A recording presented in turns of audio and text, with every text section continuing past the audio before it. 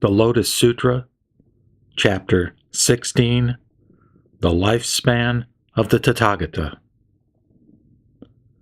Thereupon, the Buddha addressed the Bodhisattvas and the entire great assembly, saying, quote, "O sons of a virtuous family, you should believe the true words of the Tathagata."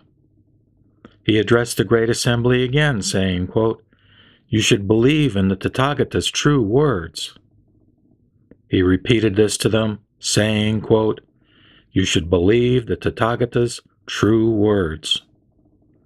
Then the great assembly of bodhisattvas, headed by Maitreya, addressed the Buddha with their palms pressed together, saying, quote, "O Bhagavat, we entreat you to explain it. We will accept the Buddha's words." After they had spoken in this way 3 times, they again said, quote, "We entreat you to explain it. We will accept the Buddha's words." Then the Bhagavat, realizing that the bodhisattvas continued to entreat him after those 3 times, addressed them, saying, "Listen carefully to the Tathagata's secret and transcendent powers. The devas, humans, and asuras in all the worlds all think that the present Buddha, Sakyamuni, left the palace of the Sakyas, sat on the terrace of enlightenment not far from the city of Gaya, and attained the highest complete enlightenment. However, O sons of a virtuous family, immeasurable, limitless hundreds of thousands of myriads of kotis of nayutas of kalpas have passed since I actually attained Buddhahood. Suppose there were a man who ground 500s of thousands, myriads of kotis of nayutas of incalculable great manifold cosmos into particles. While passing through 500,000s of myriads of kotis of nayutas of incalculable lands to the east, he dropped just a single particle, and in this way he continued to drop the particles as he went toward the east until they were all gone. O sons of a virtuous family, what do you think about this? Can all of these worlds be calculated or not? Can one imagine all of these worlds, calculate, and know their number or not?" Bodhisattva Maitreya and the others together addressed the Buddha, saying, "O Bhagavat, these worlds are immeasurable, limitless, incalculable, and beyond our powers of conception. Even all the Sravakas and Pratyeka Buddhas, with their knowledge free from corruption, are not able to comprehend them or know their number. Although we abide in the stage of non-retrogression, we cannot understand it. O Bhagavat, such worlds as these are incalculable and limitless." Then the Buddha addressed the assembly of the great bodhisattvas, saying, quote, "O sons of a virtuous family, I will now explain it clearly to you. Suppose all these worlds, whether or not a particle was left in them, were reduced to particles, and each particle represented a kalpa. The period of time since I became a Buddha would exceed this by hundreds of thousands of myriads of kotis of nayutas of incalculable kalpas.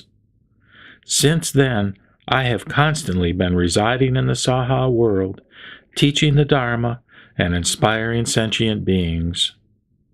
I have also been leading and benefiting sentient beings in incalculable hundreds of thousands of myriads of kotis of nayutas of other worlds.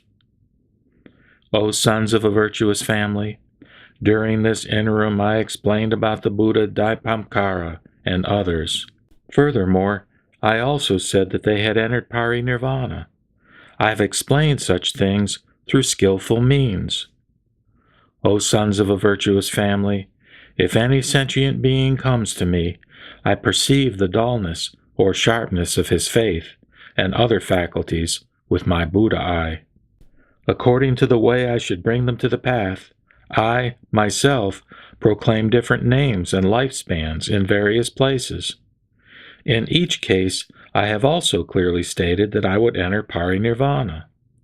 Through various skillful means, I have explained subtle teachings and have made the sentient beings rejoice.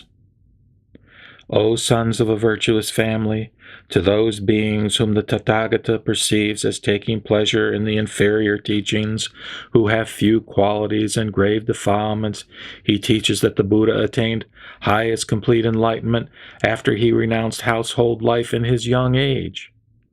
However, it has been a very long time indeed since I attained Buddhahood. I give such an explanation only to lead and inspire the sentient beings to enter the Buddha path through skillful means.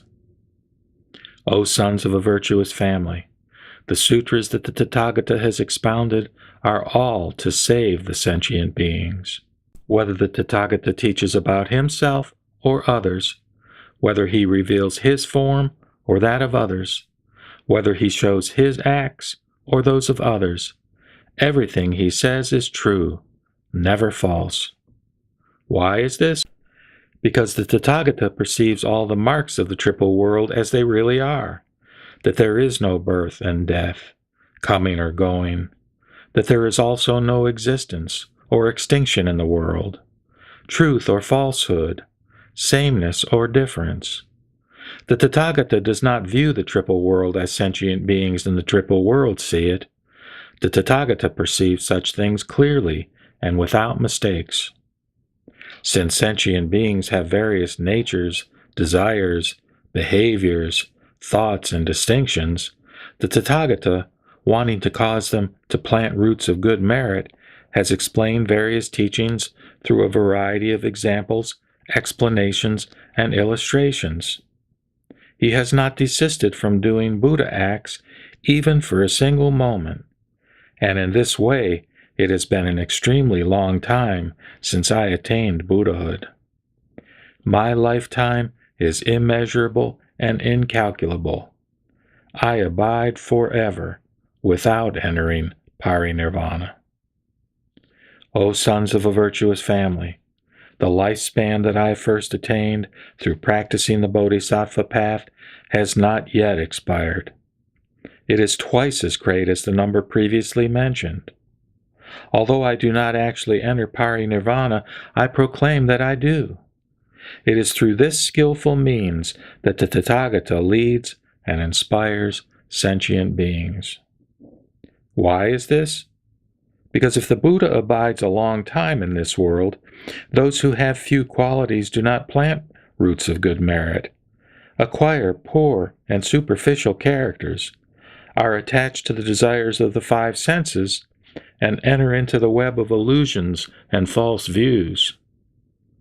If they see the Tathagata always existing without extinction, they then become proud, self-willed, and negligent. The thought that the Buddha is difficult to meet and that he is to be respected cannot awaken in them. That is why the Tathagata teaches through skillful means, saying, quote, "O monks, you should know that the appearance of the Buddhas in the world is very difficult to encounter." Why is this? Because some of those with little merit may not see the Buddha during the passage of immeasurable hundreds of thousands of myriads of kotis of kalpas. For this reason I say, quote, "O monks, it is difficult to meet the Tathagata." Hearing such words, the thought that it is very difficult to meet the Tathagata will certainly awaken in these sentient beings. Longing and yearning for the Buddha, they will plant roots of good merit. For this reason, although the Tathagata does not really pass into extinction, he nevertheless says he does. Furthermore, O sons of a virtuous family, the teaching of all the Buddha Tathagatas is exactly like this. It is entirely true, never false, all for the sake of saving sentient beings. Suppose there were an excellent doctor. He is wise, knowledgeable, his prescriptions are effective, and he has skillfully cured a variety of diseases. This man has many sons, say 10, 20, or even 100 in number. For some reason, he has to go far off to another country, and, while he is away, his children, whom he has left behind, drink some poison. The poison starts to take effect, and they roll on the ground in agony. At this moment their father returns home. Some of the children who have taken the poison are delirious, while others are not. Seeing their father in the distance, they all rejoice greatly, and kneeling respectfully address him, saying, quote, "It is good that you have returned safely. In our ignorance, we took this poison by mistake. We entreat you to cure and save us, and restore us to life." Seeing his children suffering in this way, the father searches for beneficial herbs possessed of good color, aroma, and flavor, according to the medical manual. Blending them together after grinding and sifting, he gives the mixture to the children and says, quote, "This is an extremely beneficial medicine with good color, aroma, and flavor. All of you take it. It will quickly remove your pain, and you will never be afflicted again." Then the children, who have not become delirious, see this beneficial medicine of good color and aroma, and immediately take it. The affliction is completely removed, and they are cured.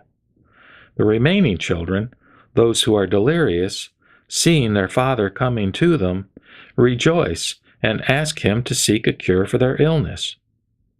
Although he offers them the medicine, they will not take it. Why is this? The poison has so deeply penetrated them that they have become delirious.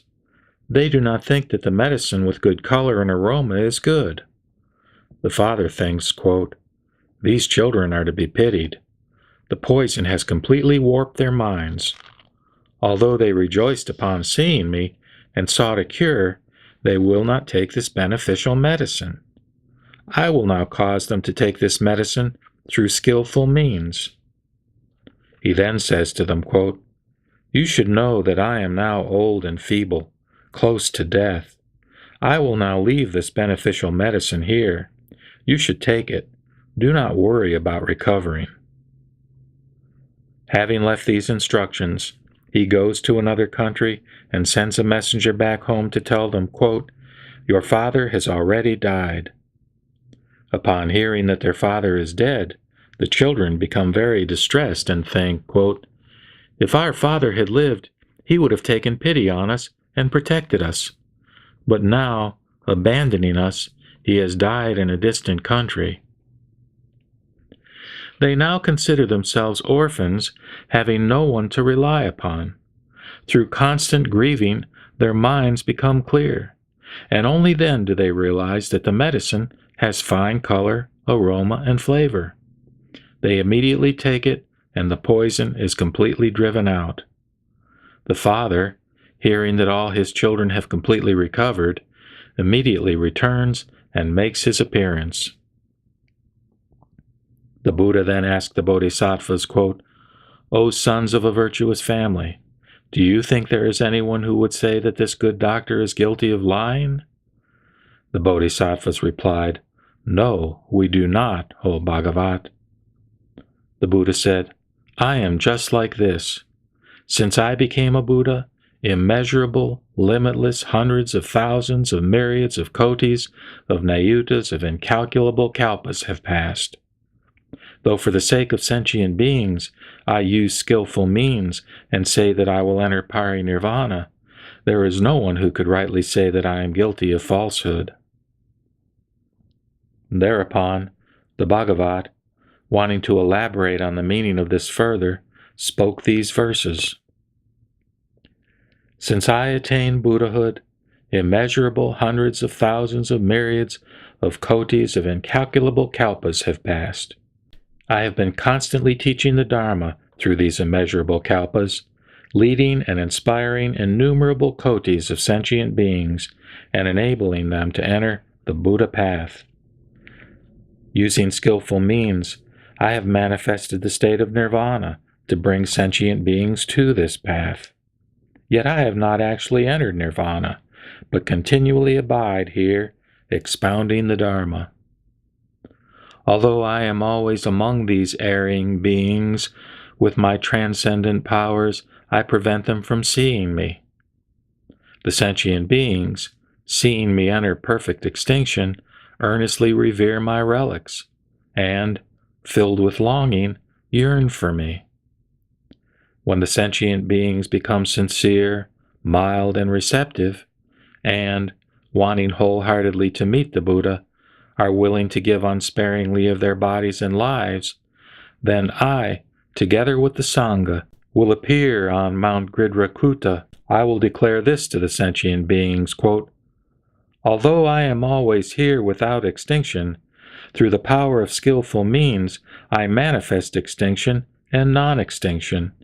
If there are any sentient beings in other worlds who respect and believe in me, I will also teach them the highest Dharma. Not knowing this, you only think that I have entered parinirvana. I see all sentient beings submerged in the ocean of suffering. That is why, by not manifesting my form, I cause them to yearn for me. Then, after awakening this longing, I appear and expound the Dharma. Such are my transcendent powers. For innumerable kalpas, I have constantly resided on Mount Gridhrakuta and elsewhere. When sentient beings see themselves amidst a conflagration at the end of a kalpa, it is in fact my tranquil land, always full of devas and humans. All the gardens and palaces are adorned with various gems. The jewel trees abound with flowers and fruits, and the sentient beings are joyful among them. The devas beat heavenly drums, making constant and varied music. They rain down mandarava flowers upon the Buddha and the great assembly. Although my pure land never decays, the sentient beings see it as ravaged by fire and torn with anxiety and distress. They believe it is filled with these things. Because of their misdeeds, these erring sentient beings do not hear the name of the three treasures for incalculable kalpas.